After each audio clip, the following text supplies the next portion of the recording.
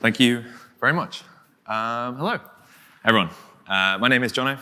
I am a technical analyst within the kind of PwC Threat Intel team, and I know PwC kind of gets a bad rap as being a consultancy firm and nothing else, but we do have a really thriving threat intelligence team that works really closely alongside with our incident response capabilities, as well as our red team as well, and that becomes really relevant to this talk here because I lean on the incident response team and the red teams that we have across our network firms quite heavily, just to understand how ransomware affiliates do the things that they do rather than just focusing on the operators.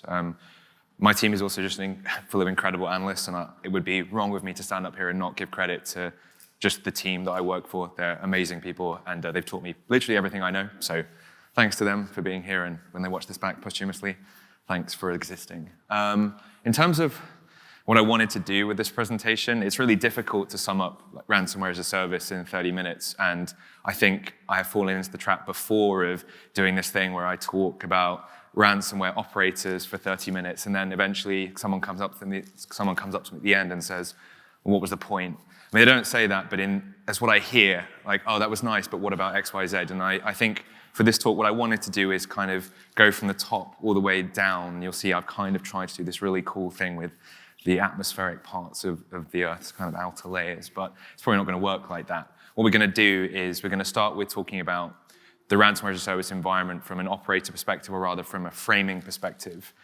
This is kind of the way that we would talk to executives or C-suites, and the reason I've done that is because I think it's important for people who maybe aren't familiar with the in-the-weeds ransomware to understand where we are in 2023, but also just when you have conversations with executives, how that goes, and trying to start a conversation rather than going straight into the ransomware binaries and the encryption binaries themselves. And then we are going to talk about the encryption binaries because that's kind of where I feel the most comfortable. And then we're going to do, hopefully, if I have time, I really don't know if I have time, to do some TTPs from the affiliates themselves.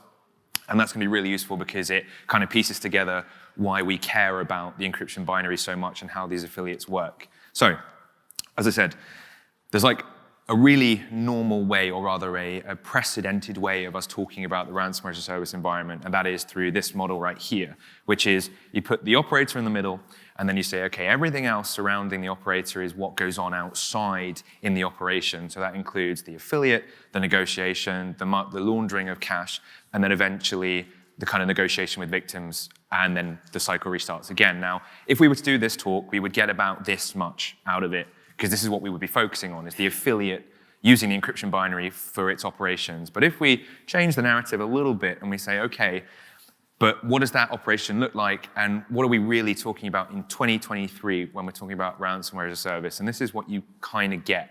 And again, it's fairly extensive as a diagram, and we're going to be covering, in theory, everything in that yellow box. So we've gone from this tiny kind of subsection of an initial discussion to talking about a much wider scope, which is not going to just help the C-suite and the decision makers and the people with the cash to make the difference, but also reverse engineers and people on the threat intel side of things who analyze these binaries for a living, but also and making connections between the groups, because that can offer us some insight into where changes are made and why they're made. And then finally into the affiliates themselves and how they get the encryption binary to function, how they get into the environment, and eventually I actually don't have a clock on me, so I have no idea what time it is. Eventually working up to how they exfiltrate information. So this is where we are in 2023. It's really bad. The environment has changed a lot in the last 12 months, and that had changed a lot from the previous 12 months. And we're at this place now where there is a real lack of law enforcement pressure. I think that's like the first thing to say. Whereas in 2021, we saw kind of the first steps towards what looked to be a really large bulwark of entities, law enforcement entities cooperating together to get rid or rather terminate these operations. The big one being Black Matter in 2021 with the Colonial Pipeline fallout. They basically realized that if they offered criminals a bunch of money, that they would eventually rat each other out. Well, that's kind of stopped now. There's a bunch of reasons why they think that. The main one being they think that the war in Ukraine has been a bit of a stopgap to law enforcement. Its focus priorities elsewhere, and law enforcement now focuses a lot more on things like war, munitions to Ukraine, or the espionage the cyber espionage intrusions that are occurring because of that war. Now, whether that's true or not, I do not have enough information to say, but certainly, if we look at the second point, there are more intrusions than there have ever been. I mean, we reached the high watermark of last year in the early August of this year. So we're about 4 and a half months early, and the pace has not stopped at all.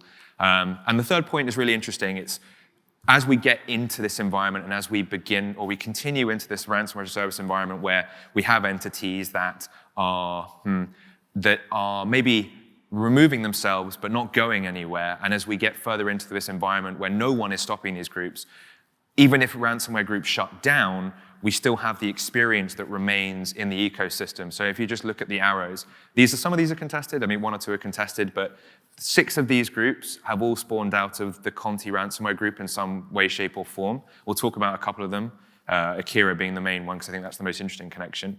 But that's one of the big points, is that just because we have this environment that isn't being contested or challenged by law enforcement or by the blue team, and so it's just been allowed to fester, and we just have this, we just have this environment where new talent is being born out of old talent, and old talent is giving new talent new ideas. On top of the fact that extortion is now coming back to being king. We used to have at the beginning of the ransomware-as-a-service, when it was just ransomware, encryption binaries were kind of not few and far between, but they weren't talked about as much as the sensitive information that was exfiltrated. And now we've kind of done a 360, and we're back at this point where groups are offering up easy ways to provide torrent links to download data, or even API keys, as the case with Black Cat, where you can now freely download any data via an API, which is insanity. We've also seen, I'm not an art history degree major, but we are seeing, and I find this really interesting, the rise of ransomware-as-a-service leak sites that are no longer as boring as the Black Basta one, but they have some design elements to them which make them enticing, not necessarily to visit, but make them more functional. I've redacted the information here, fortunately, at the last minute, thank God for that. But this is what the RyeDA leak site looks like, where you can look through recursively on a kind of folder by folder tree basis any of the files that you want based on the victim. And then Akira is my favorite one. I mean, this is so cool. I mean, it just is. Like, you're able to basically search the leak site via a Linux-esque Kali command line, which is super cool.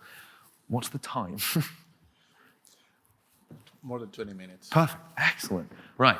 So now that we've framed the ransomware-as-a-service environment and we have this at least basic notion that things are really, really bad, let's try and look at some of the ransomwares themselves and see if we'll see what we can see and see if there's anything interesting we can note about the developments of these binaries and the way that these actors think. So I would have done Lockbit and Clop and AlphaVM or Black Cat, but 1, they're kind of talked to death, and 2, I just don't find that interesting anymore, to be honest. And on top of the fact that Lockbit is just black matter, it's just the black matter code base, and its Linux version is just the Conti code base. It's just not that interesting. So instead, we're going to do Black Cat. No, we're not. We're doing Black Basta. We're doing Akira, and we're doing RyeDA. And these 3 binaries offer like a really cool 3 different looks into what the ransomware-as-a-service environment currently is.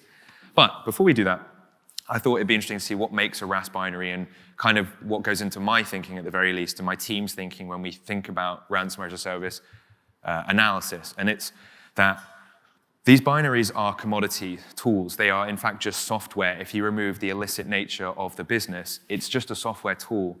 And with the ransomware, the RaaS, I'm just going to call it RaaS from now on because ransomware-as-a-service is doing my head in. The RaaS environment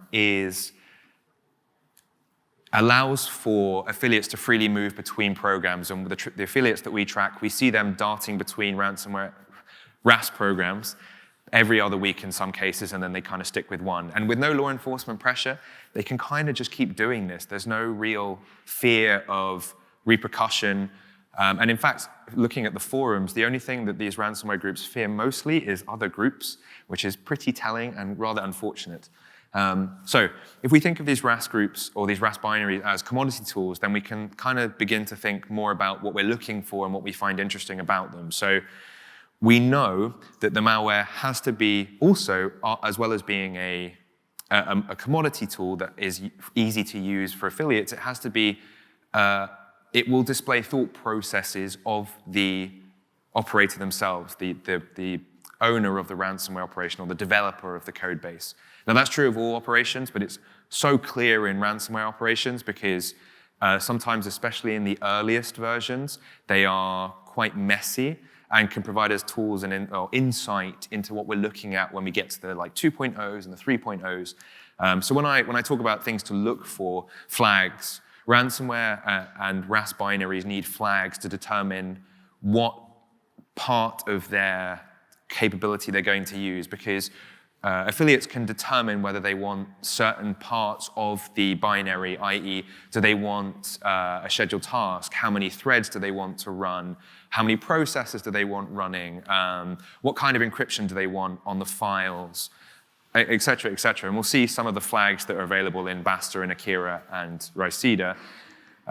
Also, file size delimiters. Ransomware can't just, well, it can, but the more advanced ones don't, encrypt the file in its entirety. It usually does a delimiter. It looks at what size the file is, and then it says, okay, you're 500 gigabytes. I'm not going to try and encrypt you entirely because it will take me forever. I'll just use a dot model, or I'll use some form of, I don't know, hex byte enumeration algorithm to determine how much I'm going to encrypt by chunk, essentially. And those are always really interesting to look out for because they rarely change in the versions, and we'll see that later on.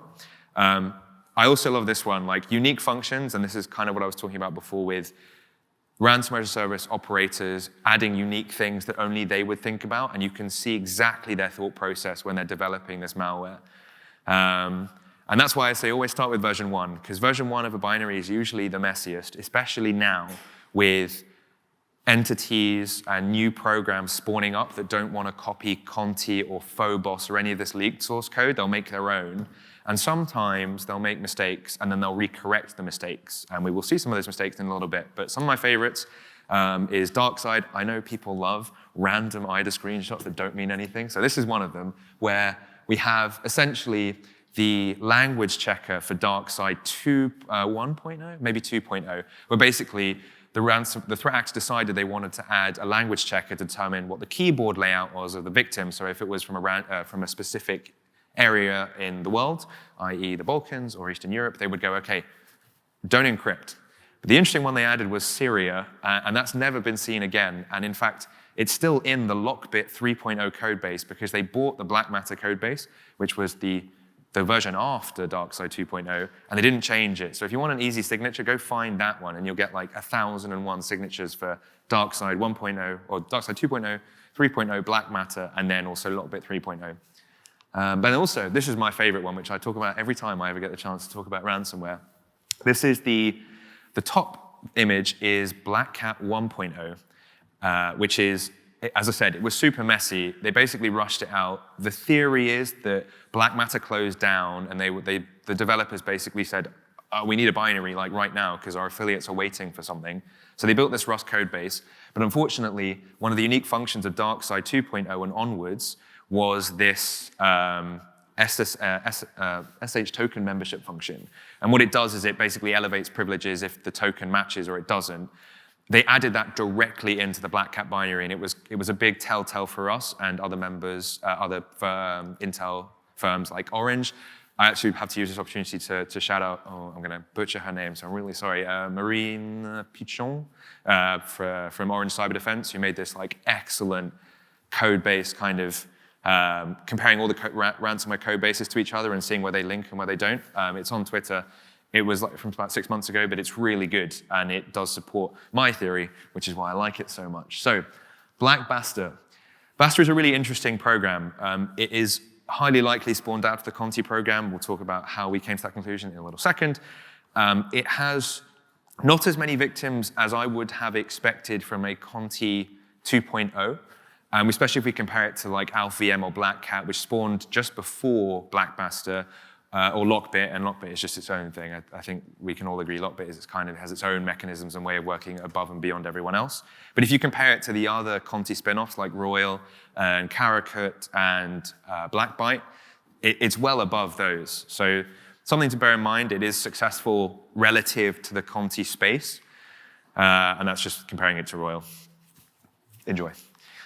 So I briefly talked about the relationship between Conti and Basta. The main reason is because of a username Tramp, which came out during the Conti leaks of 2022, I think, where it turns out there's this username that was found in the Conti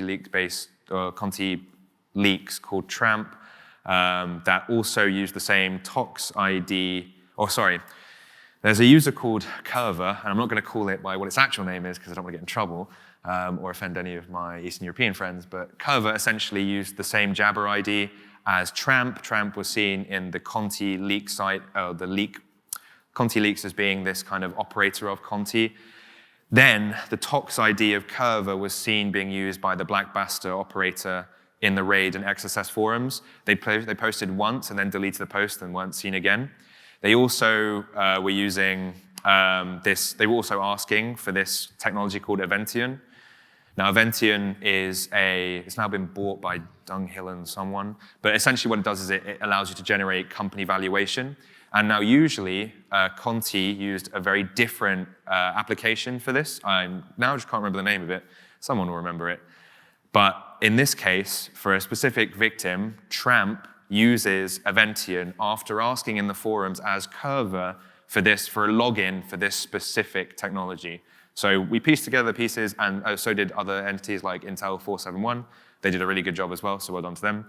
And we basically came to the conclusion that Black Basta was effectively just a Conti continuation, or at least some of the developers went over and developed Basta. What is the time? You still have like 30 minutes. You say that. I have so many slides. So, Black Basta 1.0 again. I know we love random IDA screenshots in dark mode this time, so we're going to have to get used to this one. Effectively, Black Basta 1.0 was fairly shoddy in that it had pretty terrible flags or pretty terrible user experience for affiliates. It also, juxtaposingly, had debug output strings for some of its code base. It would basically force restart the system, and it would tell the affiliate if they were in admin mode or not, and if they were able to restart the system or start a new service. More importantly, however, it actually didn't work completely. It wouldn't encrypt subfolders of folders. So you can see here, I basically detonated it on my own computer, well, my VM, sorry. And you can see the ZH hands, the subfolder of the IL spy did not encrypt, and that is the case across the whole file system. So they went back and they made 2.0, and it improved features substantially, but not enough for us to not immediately realize that it was Black Basta. Some of the new functionality, though, was super interesting. They basically reinvented the wheel for the affiliate, and they said, okay, we have basically neglected you as, as users and customers. So we're going to add some new features, and these are all the new features they added. On top of, in October 2022, I came across this really interesting binary where they trialed a flag called encryption%. It didn't work upon testing it, but it did say release build, so it looked like someone accidentally uploaded a build for the ransomware at the time. But in Black Basta 3.0, they didn't go back to encryption%. They just kind of ignored it and left it. So it seems to be something that they trialed, didn't work, and they couldn't be bothered to implement it because maybe an affiliate said, I don't care, in the survey. They also came out with a ESXi variant. Now, the ESXi variant is like identical to the Basta 1.0, but it targets specifically ESXi folders. I think one of the cool things about Basta is ESXi as opposed to the others. And you will notice, if you look at ESXi variants in general for ransomware, they're fairly easy to reverse relative to their Windows counterparts, mostly because the software on ESXi is just, detection software is just not as great, or rather, they don't care to develop it as much. But the Basta ESXi will not shut down individual clusters, it will shut down the main cluster. If I remember correctly, if I've gotten that wrong, oops. But there was something unique about the ESXi, which is quite cool compared to the others in the space. 3.0, again, because we've analyzed 2.0 and 1.0, this was like a fairly easy exercise to realize actually that there are a bunch of similarities, and the group has kind of found its rhythm. They're not going to change all that much from now on. There's just going to be a few things. They've implemented a new public-private key thing, which is super cool. But other than that, the file structure is basically the same.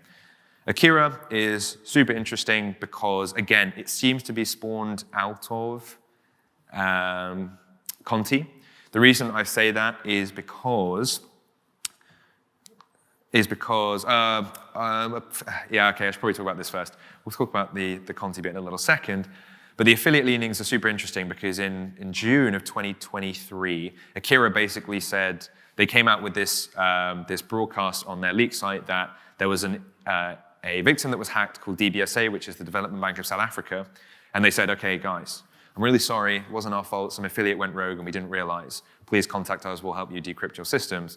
And everyone in the community in the RaaS space said, well, this maybe points to a political leaning. And I remember we had conversations with it in our team, and I remember the conclusion was, we don't know, because we have seen Akira or affiliates of Akira target governments in the past, and they don't appear on the leak site.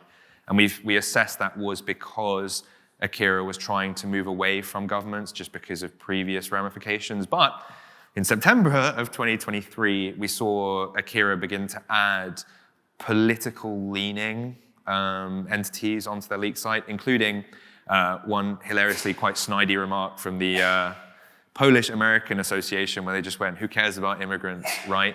I cannot imagine them doing that for any entity that was potentially aligned with certain countries.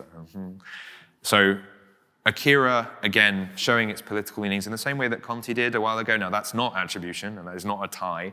But what is a tie is the code base. So analyzing Akira's code base 1.0, we can see this like quite benign, well, okay, just take my word for it.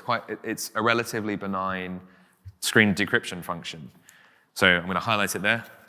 Now, if you spend some time trying to play around with wildcards on Yara, with Yara searches, you end up finding relations to IceID, to TrickBot, to Conti, and to Bazaar Loader. Now, all four of those code bases were developed by Conti themselves or the developers of Conti. So we have quite a strong link between these four entities. And I will also say that this, before anyone asks, this encryption routine is only found in one other binary, which is Lockbit 3.0, which is just Conti. So there is quite strong crossovers with malware. Now, if we were using the diamond model, we would say that's not nearly enough, and I would agree with you, but it's just something worth bearing in mind. Akira has proven to be quite a malleable developer. Now, the code base itself is, it's fun to look at, but it's, in terms of complexity, it's on the middle scale, 5 out of 10. However, if anyone here works at Avast, well done. They produced a decryptor for the 1.0 variant, and 7 days later, the Akira developers came out with their second variant. Now, again, I'm just posting random IDA screenshots, and I'm really sorry about that.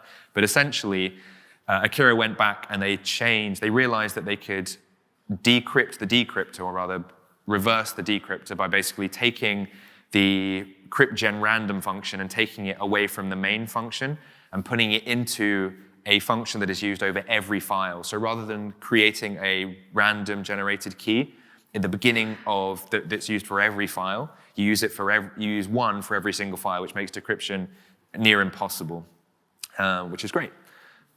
Well, it's fun. RyeDA. RyeDA is really interesting. It's kind of the upstarter that hasn't yet made it yet, and I know I've put in this slide, I'm sure I have, has observed success based on leak site numbers.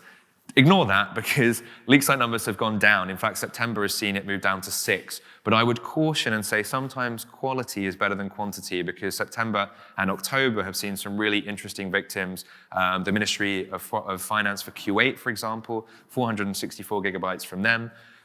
The Ministry of Migration for the Dominican Republic came out yesterday. So again, numbers are one thing, but looking at the actual victims is really interesting, because it just shows a more broader picture of who these victims are, or who these entities are targeting. RyeDA is a great example of an entity that really does not have a great encryptor, but it doesn't matter or care. Contrast that with an entity like binaries. So binaries is another ransomware as a service vendor, surprise, surprise.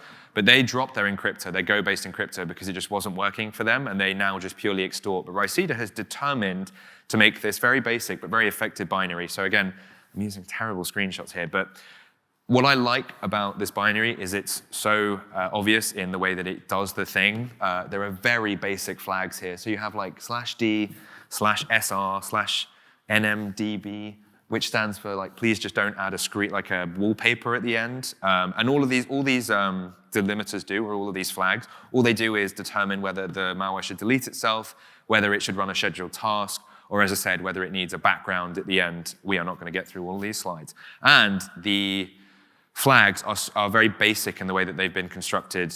It just looks like a binary that is in its early phases, which is, from a reverse engineer's perspective, very interesting.